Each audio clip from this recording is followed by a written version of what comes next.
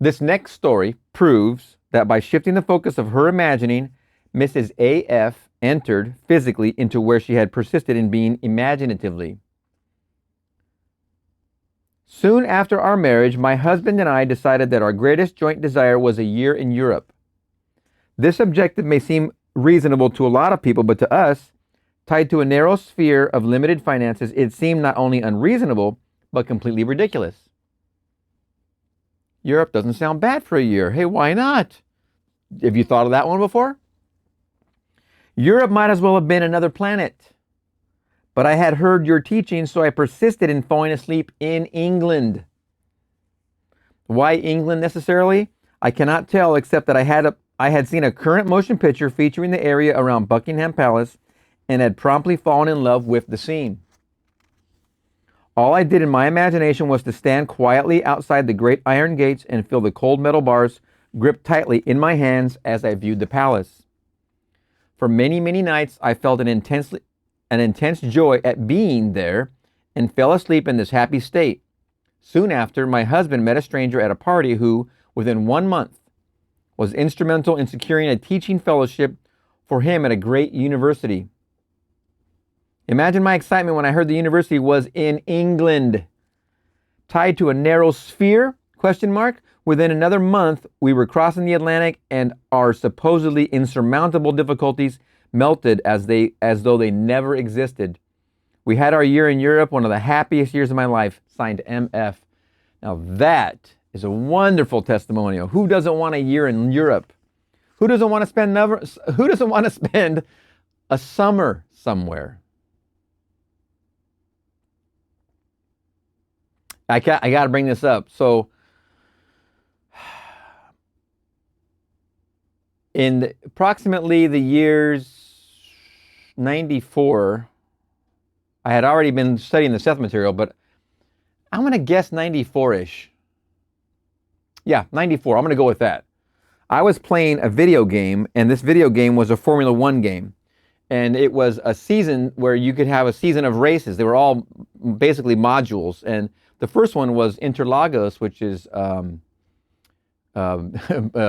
Sao Paulo, Brazil. Interlagos means in Portuguese means between two lakes, I think. And I raced that race over and over. So I was in this little racing game consistently. It was on a computer on my PC because I had an early computer. I bought it in '93, really old machine, but to us now, I mean. So I had this video game. I can't remember if the video game was independent or was in the computer. Either way, I would race Interlagos over and over, and I was like, and I started to get to know how this machine worked and this game, whatever. I forget what I was using. I think I might have had a steering wheel even that mounted to the desk, I think. But so I'm racing through that track over and over and over. So I got to know the track, but I never really got into the other tracks. I never went beyond the first track because I just start the game over and I would race the Interlagos, the Formula One Interlagos Brazil race, and I'd race it. Okay, no big deal. I'd race it, no big deal. It was just something I passed the time with, and I'd go to work and I'd do my thing. And I was studying metaphysics heavily at the time, as I've described before. But I would do this kind of off and on. I didn't really put a lot of effort into it, but I was enamored by the fact that it was in Brazil. And I let it go. It wasn't really anything to me much beyond playing the game. I maybe might have played that game all in all maybe 12 times. Something small like that compared to gamers today might be on there all day and night. So fast forward, this is about the time I meet my wife and we become friends. At the time, we're just friends. Literally about the same time. We didn't hit it off till 97, but we got married in 99. My best man, who was living in Santiago, Chile, when he came to Kauai and was our best man. I'm going to break this down separately, but I want to give this quick story about Brazil, about that race. He came to Kauai and was my best man on my wedding, but he also was living in Santiago at the time for work. So we got an invite from him to stay with him if we want to visit there next year, which would be the year 2000.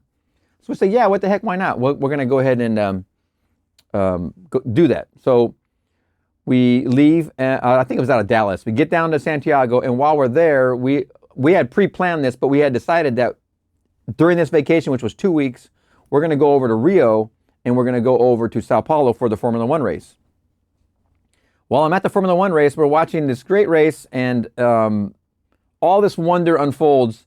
And it dawned on me either while I was there or right after. I was like, how is it that I'm at my first Formula One race, and it is the only one I ever raced on the computer?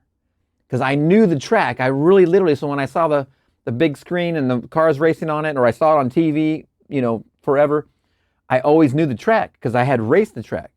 But here I was experiencing the track. It was the year 2000. And I was literally experiencing something as a fan now in person that I only have experienced in a video game before. It was quite a coincidence. And that's why I'm bringing this up, because there's a lot of things you don't, as Neville describes, a lot of times you don't recognize your own harvest. You sow seeds, but you don't recognize your own harvest. And it's wonderful because we are constantly sowing. So it's time to recognize your harvest for what it is. It's your sowing. What you're experiencing is typically almost always, it is literally always. I would say you have to admit it is always. It's from your sowing that your harvest is happening. She wanted to be in England. She became in England. What a wonderful testimonial.